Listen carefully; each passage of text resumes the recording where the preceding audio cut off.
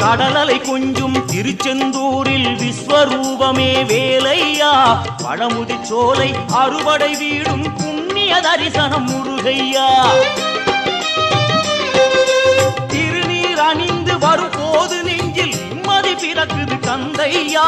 சுகனே சிவனார் மகனே உன்னை பாட பாட சுகமாகுதையா வேல் முருகா